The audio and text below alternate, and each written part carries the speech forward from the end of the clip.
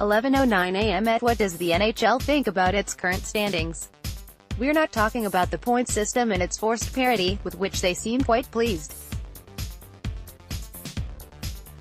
We're talking about the teams currently in the mix for the Stanley Cup Playoffs and, in turn, potentially the Stanley Cup Final. No Chicago, no Los Angeles, no Philadelphia, no Detroit, unfortunately, as per the recent status quo. They've got the Islanders instead of the Rangers. They find Winnipeg and Calgary in the top spots of their respective divisions, two cities that casual sports fans in the U.S. would be challenged to find in an atlas. They'd also be challenged to find an atlas, now that I think about it. Catch more than 180 NHL games streaming live this season on ESPN. Click here for the upcoming schedule and to learn how to subscribe. While hockey fans are understandably thrilled with the churn rate of contenders, offering fresh matchups and new possibilities for champions, there aren't a ton of safe and familiar bets for the NHL when it comes to a slam-dunk ratings and interest-driving Stanley Cup Final. Which is to say that Gary Bettman must be burning incense in front of Sidney Crosby, Alex Ovechkin and Zdeno Chara bobblehead dolls to will them into the final, preferably against Vegas or Nash Vegas. But here's the thing, taking the current standings through Thursday night, there are a bunch of really interesting matchups on the table. Here is our ranking of the top 10 current potential Stanley Cup matchups, with the only rule being that the team had to have been in a playoff position by Friday morning. Sorry, Edmonton. Darn regulation win tiebreakers. It was compiled by the ESPN NHL editorial staff based on several factors, including appeal to casual fans, quality of play and potential for drama. And apparently Columbus, Colorado, Minnesota and Dallas do not generate enough of those things because no potential series involving those teams made the list. Enjoy. 10. Montreal Canadiens vs. Nashville Predators. While it might not bring in the casual fans, a head-to-head referendum on the PK Subban trade with the Stanley Cup on the line is the stuff of hockey nerd dreams. Add in two incredible arena environments, the Caddyshack-esque Snobs vs. Slobs, appeal of a Canadiens vs. team from Tennessee battle, and the potential for some real acrimony, and this could be a great series that no one who isn't a die-hard fan is watching. 9. Boston Bruins vs. San Jose Sharks. This is one that I felt should be higher on the list because I have a feeling it could get contentious in a real hurry, mostly because there's a chance that Brad Marchand will attempt to lick Logan Couture and Couture bites his tongue off like a rabid Wolverine. Also, if Joe Thornton is going to win a Stanley Cup, let it be in Boston in front of Jeremy Jacobs. 8. Tampa Bay Lightning vs.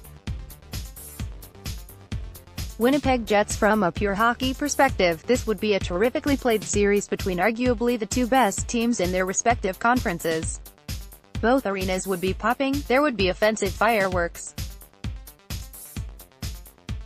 But this is one of those series that one hopes would create some drama as it plays out, because on paper it's a little just there. 7. Toronto Maple Leafs vs. Calgary Flames. Given the offensive abilities of these teams, this could be a bonkers series. Given the presence of Matthew Tkachuk and his task of shutting down the likes of Mitch Marner, it could be a nasty 1-2. Oh, and one of these teams hasn't won a Stanley Cup since the year the Who first performed in America. But hey, they're touring again in 2019. 6. Tampa Bay Lightning vs. San Jose Sharks. My preseason Stanley Cup Final pick would be a fun one given the talent on both sides, and an intriguing what-if series given that the Bolts were reportedly after Erik Karlsson for a bit. There are a lot of veteran players who are thirsty for a cup on both sides. And it would rope in the casual fans, as both teams have made appearances in the final in the last few seasons. 5. Pittsburgh Penguins vs. Nashville Predators. Speaking of repeat performers in the final, this is still an attractive matchup from a casual fan perspective. Plus, doesn't Nashville deserve another shot at the Penguins with a healthy Ryan Johnson? Or, more to the point, doesn't Pekka Rinne deserve another shot at winning in Pittsburgh? 4. Toronto Maple Leafs vs Winnipeg Jets. It's hard to figure out how the sports world is going to react when the Leafs make the Stanley Cup Final. Will they be treated like hockey's Chicago Cubs, as we all put aside allegiances and root for an epic drought to end? Or will they still be treated like the Leafs? I would offer that if their opponents are the sweet, lovable small-market Canadian darlings from Winnipeg, then the Leafs would be treated like the Leafs, as Manitoba's own chased their first cup in Jets history and the first for the city since 1902. Now that's a drought. Point 3. Pittsburgh Penguins vs. Vegas Golden Knights. Take the biggest star in the NHL, put him in the biggest spectacle in the NHL, and stick his best friend in goal across the ice seeking revenge against the team who shuffled him off in an expansion draft. Then, print money. The only reason this isn't number one is because the novelty of the Knights being in the final isn't what it was in 2018. And because they lost. Point 2. Washington Capitals vs Nashville Predators. The team that beat the Golden Knights, the Capitals. Not only are the Caps a fun team, with a megastar in Alex Ovechkin, but to see this perennial disappointment potentially post back-to-back cup wins would be something. The Predators would be a worthy foil, and obviously a team that with designs on their own championship breakthrough. Plus, we haven't had enough Philip Forsberg trade stories in our lives, have we? 1. Tampa Bay Lightning vs Nashville Predators. The top choice from our panel. Two meticulously constructed teams that have been Stanley Cup bridesmaids in recent years. Two non-traditional markets that offer their own rapid fan bases and singular charms. Star players all over the ice. How fun would this be? But also number 1, Buffalo Sabres vs. insert team here, as editor Tim Cavanaugh put it, Buffalo vs. anyone. The Sabres aren't in a postseason spot as we roll this feature, but let's be honest, the Sabres, going from last place in the NHL in 2017-18 with 62 points, to the Stanley Cup Final the next season would be an incredible story, perhaps even bigger than Buffalo team attempts to win championship. Throw anyone in the West in this series and we're watching. And by anyone, we of course mean the Dallas Stars, with Brett Hull dropping the first puck in Game 1. Come on, it has to happen.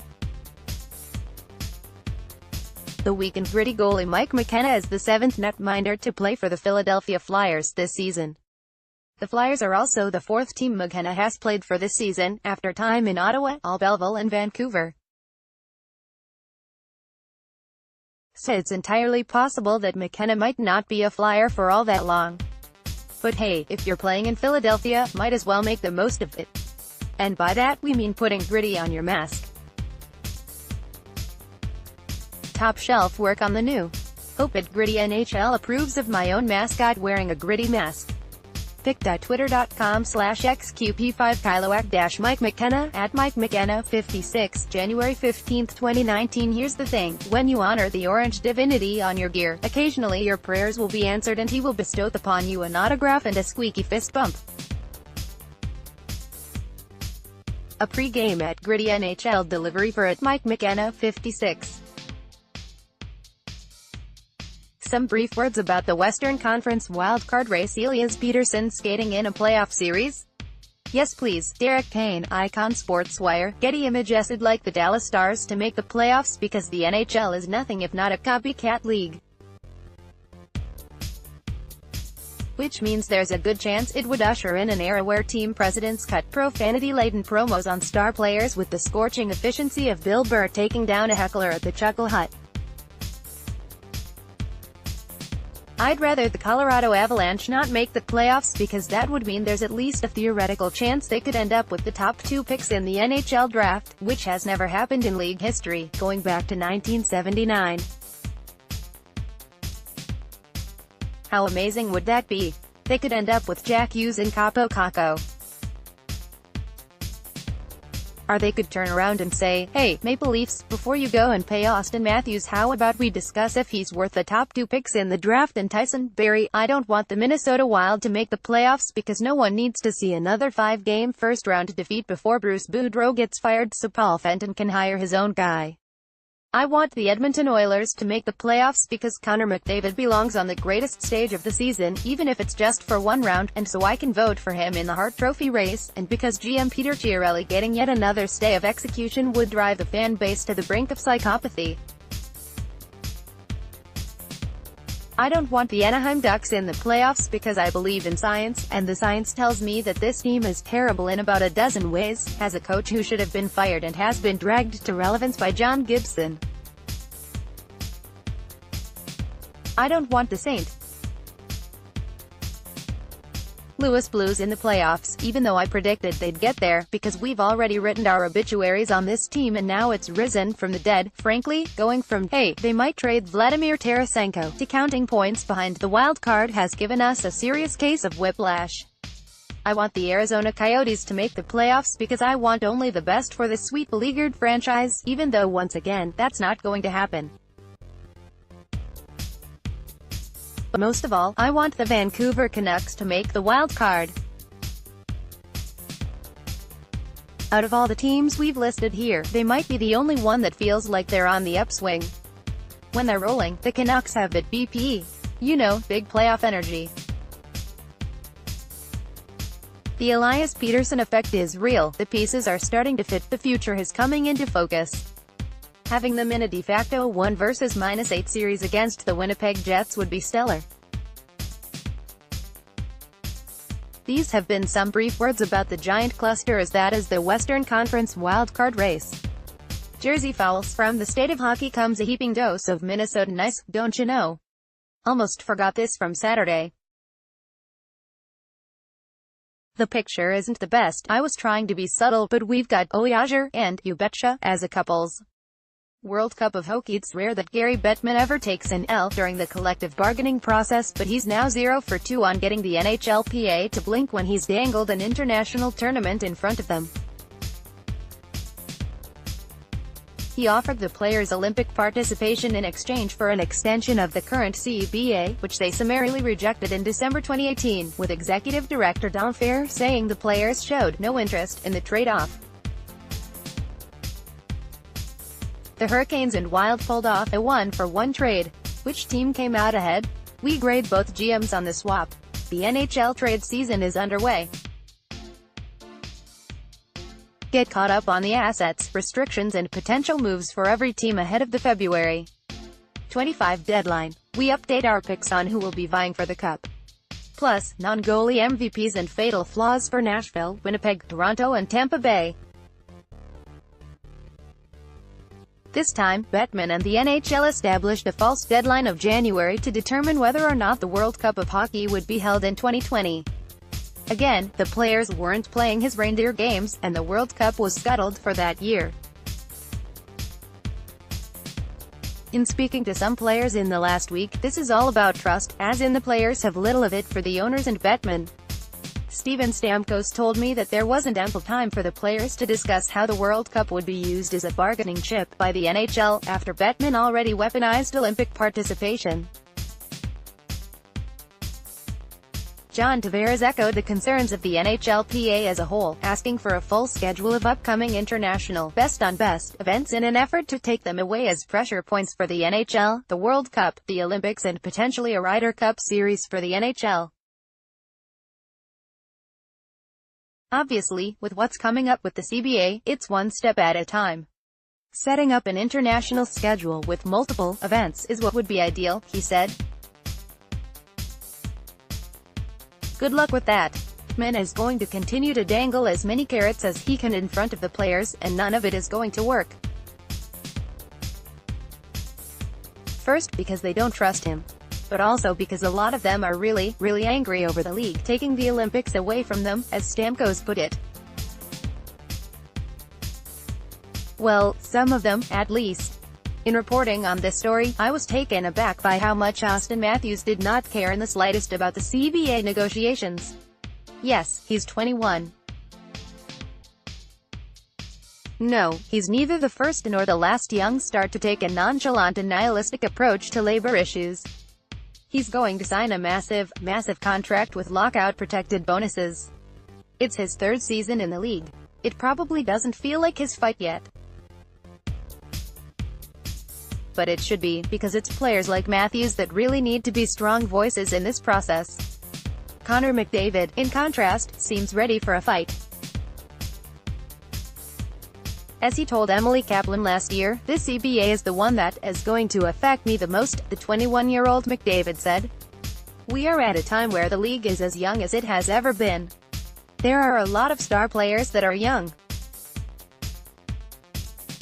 If we can stand together, we are the ones that owners are going to have to face for a long time." Post-game analysis and highlight show airing each night throughout the season from Barry Melrose and Linda Cohn. Watch on ESPN while Che McDavid gets revolutionary in Edmonton. Matthews reacted to questions about the CBA this week like someone asked him a question about quantum physics, recoiling and declaring he's not the guy to ask. "Imagine if a coalition of young star players took up the fight with the veterans on some of these issues. The NHLPA might be something more than a fragile coalition staring down the unflappable Bettman at the negotiating table." Listen to ESPN on Ice. Emily and I had a great conversation with Marty Byron about the plight of the Buffalo Sabres, as well as some chatter about the state of goaltending in the NHL. Plus, Mark Stahl on the New York Rangers and Henrik Lundqvist, and we discuss the news of the week. Stream it here and get it on iTunes here. Puck headlines: fantastic photo gallery of the Dallas Stars making young Anderson McDuffie's wish come true in playing a game against his youth team. McDuffie has relied on hockey for motivation as he recovered from his open-heart surgery in May. NHL All-Star Game legend John Scott had a real scare when he fell through the ice into a lake recently. A fun look at empty-calorie scoring in the NHL. We start this episode by reviewing Emily Kaplan's piece on hockey butts, which drew reaction from around the sports world. Former NHL goaltender Marty Byron weighs in on the Sabres' struggles, including the future of Jeff Skinner in Buffalo. 14-12. Rangers defenseman Mark Stahl joins to talk about his family's NHL success, as well as his future in New York. 33-00. Listen, as usual, strange things are afoot in the NWHL. Katie Baker on the retirement of Rick Nash and the NHL's ongoing struggle with how it deals with concussions. 5 candidates for the Seattle GM job.